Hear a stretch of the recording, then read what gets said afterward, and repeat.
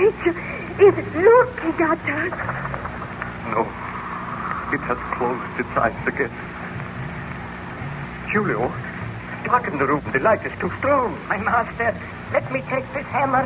Let me destroy the creature. You heard my orders. Lower the light. I will obey. Look. It is raising one arm. It has life. My experiment has succeeded. I have created life. I am the greatest man the world has ever known. No other man has had such power. Victor, this is too horrible. Destroy it now. Destroy it now would be murder.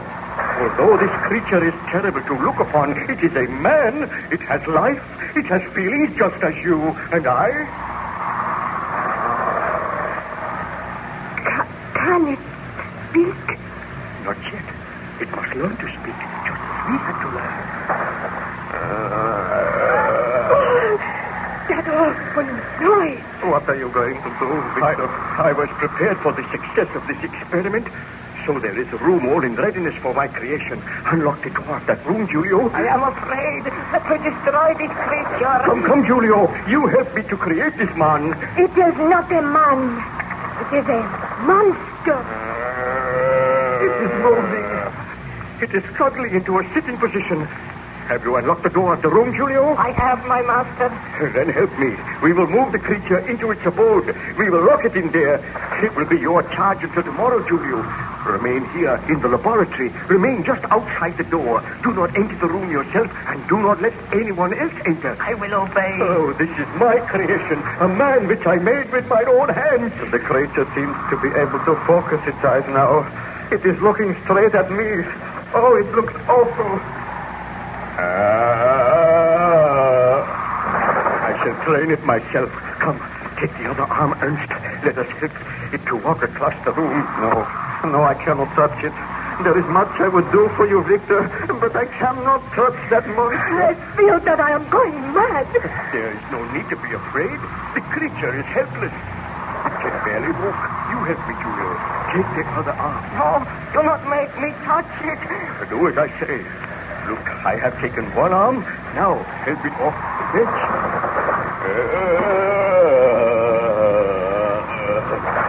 Take it across the room. Carefully. It can barely drag one leg onto the other. I have never seen anything so horrible.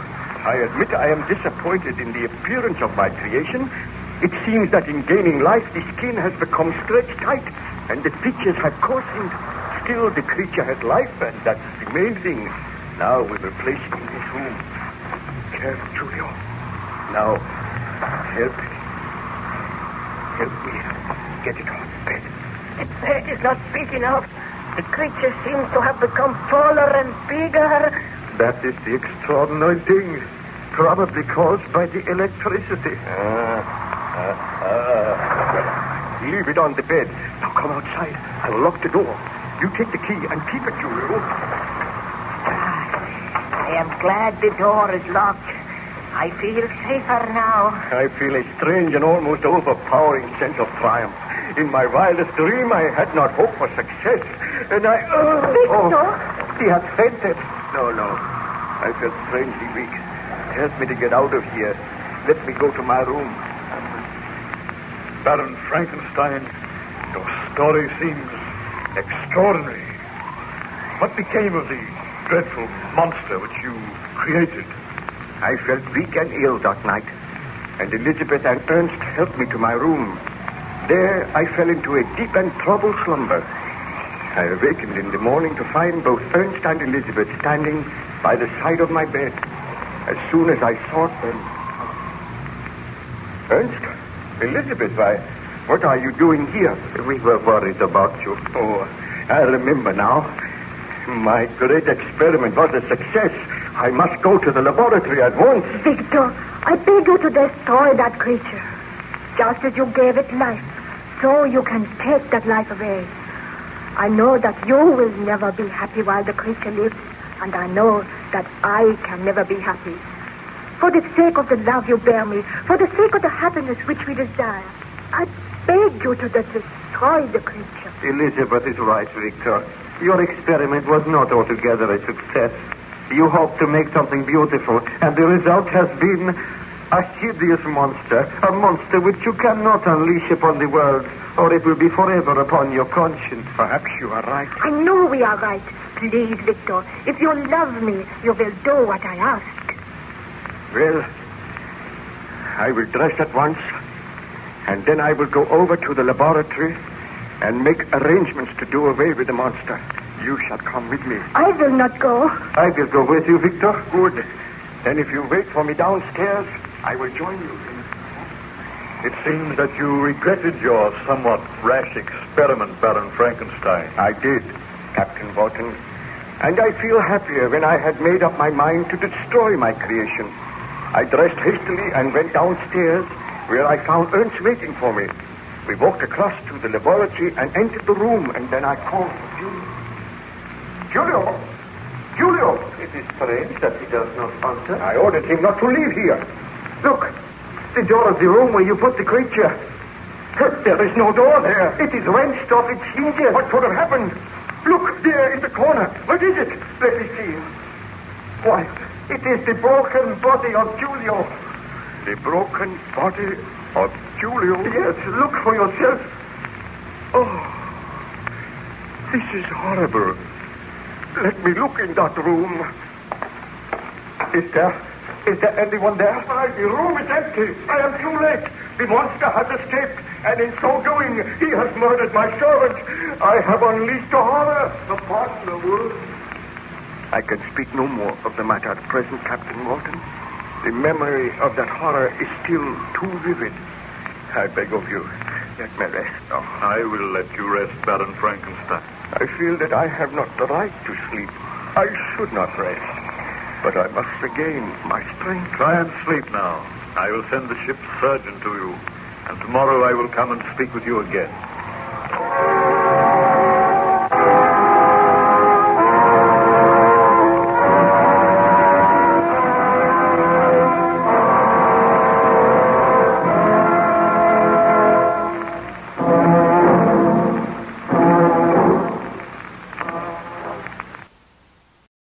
Before we get started with our second episode, a word from the Scare FM advertisers.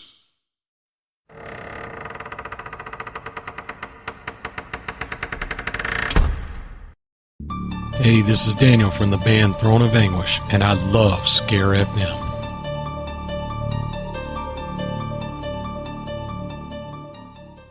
Hey Andrew, have you looked at your electric bill lately? Yeah, Chris. I try to avoid opening mine because it's scary. My electric bills have doubled and it's not even summer. Don't be a victim of high electric costs. Let True Power do a free in-home energy assessment today so we can help you fire the electric company. Hit your own home run with True Power and the Anaheim Angels by visiting us on the internet at truepowergoangels.com or call us directly at 714-676-8888. Call now. Hi, this is John Hires, creator of John Hires Visual Effects, and we love listening to Scare FM. Having a haunted house, Halloween party, or haunted event this year? Are you ready with all the best haunted sound effects, pumpkin teeth, and video effects? Find them all at soundsofterror.com. Sounds of Terror has everything you need to give your haunted house, party, or event the perfect sounds and visual effects. Don't wait. Go to Sounds of Terror. That's SOUNDSOFTERROR.com. Halloween is almost here. Prepare yourself. Soundsofterror.com. Hi. This is Craig Hines, the evil genius from darkimaginings.com, and we love listening to Scare FM. Thank you for listening to our advertisers. If you are thinking of advertising on Scare FM, simply go to scarefm.com for more information.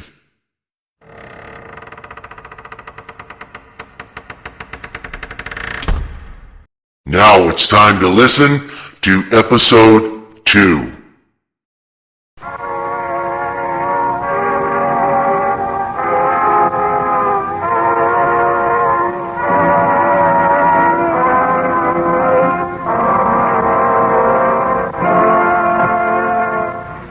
present George Edwards in Frankenstein.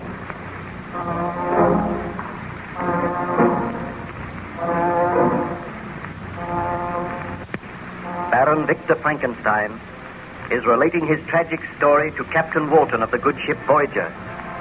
The vessel is icebound somewhere near the North Pole. Frankenstein is taking shelter there. He told the captain of the creation of the monster and of events leading up to the monster's escape and the murder of Julio.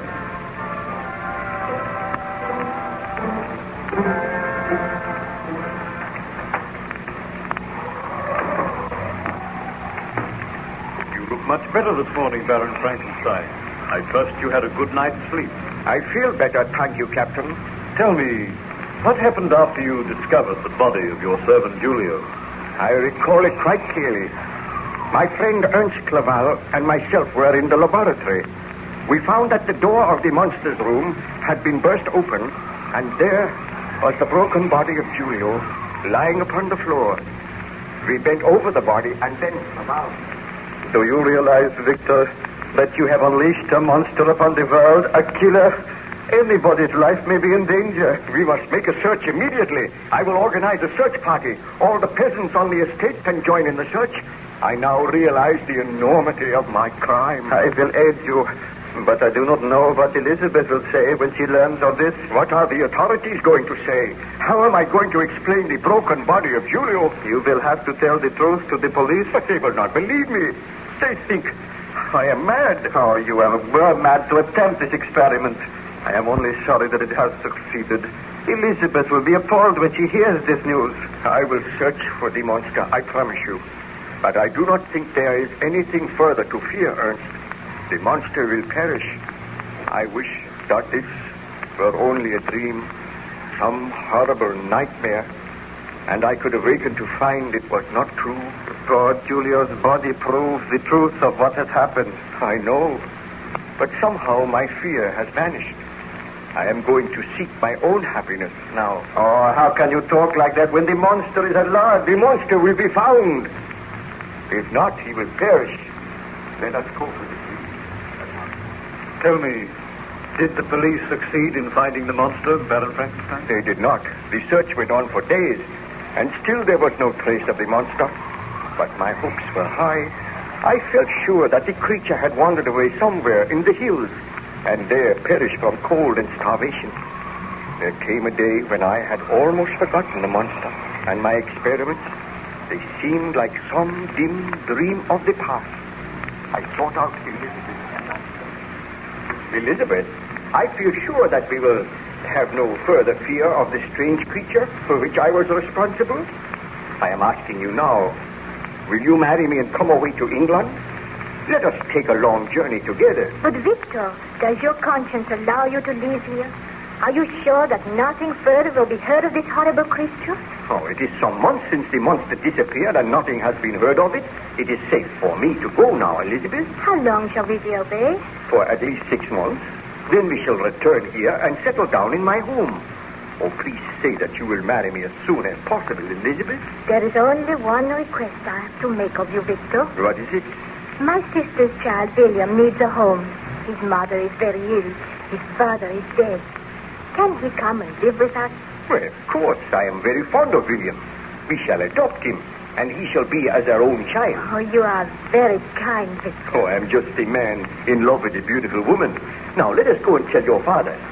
We will be married very soon, and we shall make all arrangements for our journey to England. Well, Baron Frankenstein, I trust you are not too tired to continue with the story? No, I am just marshalling the facts recalling my happy marriage. Those glorious few months in England and then my return home. How long did you remain in England? For 8 months. We had a delightful holiday there, and I returned to my ancestral home and my wife and I settled down. During our absence, we had left the child William in charge of a nurse whom we called Justine. She was an old friend of the family. She had known my wife for years. A few days after our return, Justine approached my wife and I said, Master William desires that I shall take him out for a walk. Do you think